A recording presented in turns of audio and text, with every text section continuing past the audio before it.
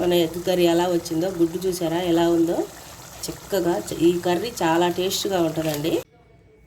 ముందుగా ఈ 9 గుడ్లండి నేను ఉడకబెట్టి ఆయిల్లో ఫ్రై చేశాను, ఉప్పు కారం పసుపేసి. ఇప్పుడు దీంతో మనం ఎగ్ కర్రీ చేసుకుందాం. ఆయిల్ వేడైందండి. ఇప్పుడు ఉల్లిపాయలు వేసుకుందాం. 3 ఉల్లిపాయలండి. ఈ ఉల్లిపాయలు కొంచెం కలర్ మారే వరకు ఫ్రై చేసుకుందామండి ఆయిల్లో.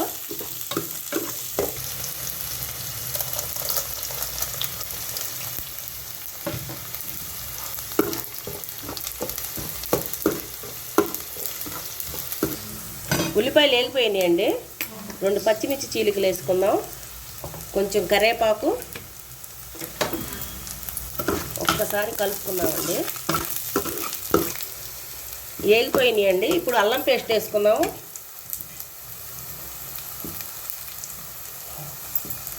ఒక స్పూన్ వేసానండి. ఇది కూడా పచ్చి వాసన పోయే వరకు ఫ్రై చేద్దాం. ఇప్పుడు టమాటా పేస్ట్ వేద్దామండి. ఈ 2 టమాటాలు పెద్దవి. దీంట్లో నుంచి కూడా ఆయిల్ పైకి వచ్చే వరకు ఆయిల్లో ఫ్రై చేద్దాము. ఆయిల్ పైకి వచ్చిందండి. ఒక 100 గ్రాములు పెరిగేస్తున్నాను దీంట్లో.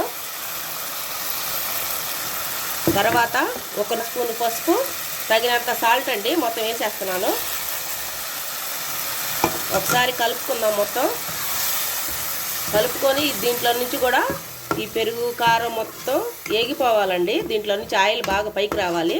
మనం మూత పెట్టి ఒక 5 నిమిషాలు బాగా మగ్గనిద్దామండి దీన్ని.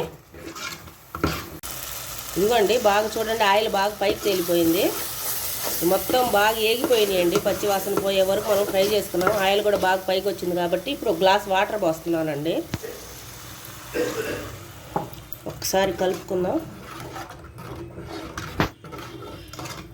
ఇంకొక 1/2 గ్లాస్ వాటర్ పడుతుందండి.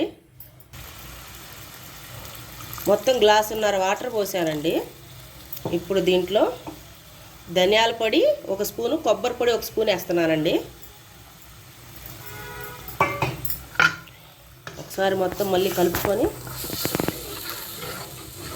ఇప్పుడు మూత పెట్టుకొని ఒక 2-3 నిమిషాలు వండుకుందామండి. గ్రేవీలో నుంచి ఆయిల్ పైకి వచ్చే వరకు.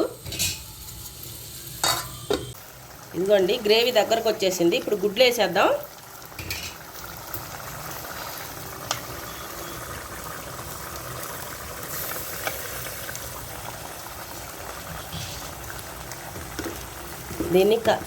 దీన్ని కలపకుండా ఒక 5 నిమిషాల సేపు మంట తగ్గించి మూత పెట్టి వండుకుందామండి. 5 నిమిషాల తర్వాత చూద్దాం. ఇదిగోండి గ్రేవీ దగ్గరకు వచ్చేసింది. ఇప్పుడు మనం గరం మసాలా, కొత్తిమీర వేసుకుందామండి. వేసుకొని ఒక 2 నిమిషాలు పెట్టేసుకొని దింపేసుకుందామండి. ఇదిగోండి 1 స్పూన్ గరం మసాలా వేసుకుందాం. కొంచెం కొత్తిమీర,